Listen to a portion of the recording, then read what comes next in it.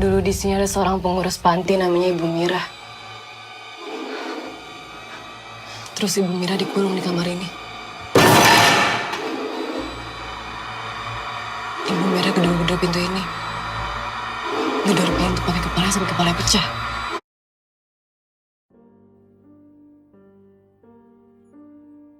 If you're anything like me, then you're a big fan of horror cinema from around the world. Not that America can't put out a praiseworthy horror film, because they probably put out more than any other country, but there is often a general cookie-cutter plotline that so many American horror films seem to tread, especially the ones you see riding high at the box office. But horror films not made in America just seem to take another course altogether. They introduce types of characters you may never see in a US feature, or original ideas and concepts woven from folklore or urban legends unheard of in the Western world. They can also often be far darker and more complex than your typical Hollywood horror, in case that's something you're into.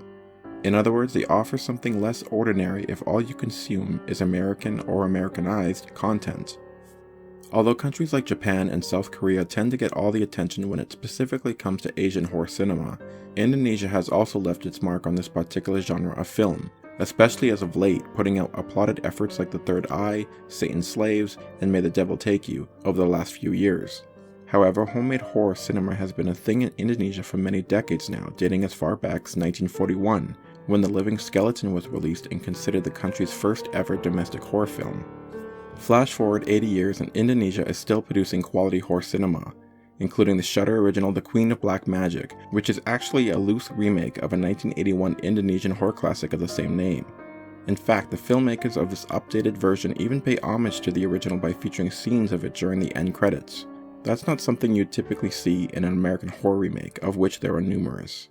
The Queen of Black Magic is set in modern-day Indonesia and focuses on three men who take their families to visit the orphanage they grew up in together, as the man who helped to raise them has fallen ill. The orphanage is isolated and is still in operation, though most of the children have apparently left for a field trip by the time they arrive. Besides the sick old man, the only other people present are a pair of older orphans and the couple who run the place, and who happen to be raised in the orphanage themselves alongside the three men, Hanif, Anton, and Jeffrey. The Queen of Black Magic takes an approach also unfamiliar to American audiences in that it uses black magic, of course, as the concept behind what is happening to the characters in this film. Ironically, the first film I can think of to compare it to was the American classic The Evil Dead. Although The Queen of Black Magic is different in so many ways from The Evil Dead, there are some essential storylines that are present in both films. For example, it's a group of friends who travel to an isolated and distant place. They are haunted by a demonic entity, and some of the characters are seemingly possessed and made to harm themselves or others, not unlike what happens in The Evil Dead. But that's as far as the similarities go. The Queen of Black Magic relies on CGI for various scenes, and it is blatantly obvious, which is one of the downsides to this film. Some of the decisions made by some of the characters are unexplainable as well, but unfortunately that's a commonality when it comes to this genre of movie making. There was nothing impressive about the sound, the score, or the cinematography here either, but the film tells a somewhat intriguing story, has some decent gore, and is filled with actors who know what they're doing. Overall, I was pleased with this film, but not enough to highly recommend it. You can stream it right now on Shudder.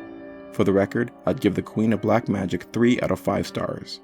Thank you so much for watching, and I hope you enjoyed my review. If you did, please feel free to like and subscribe. Take care.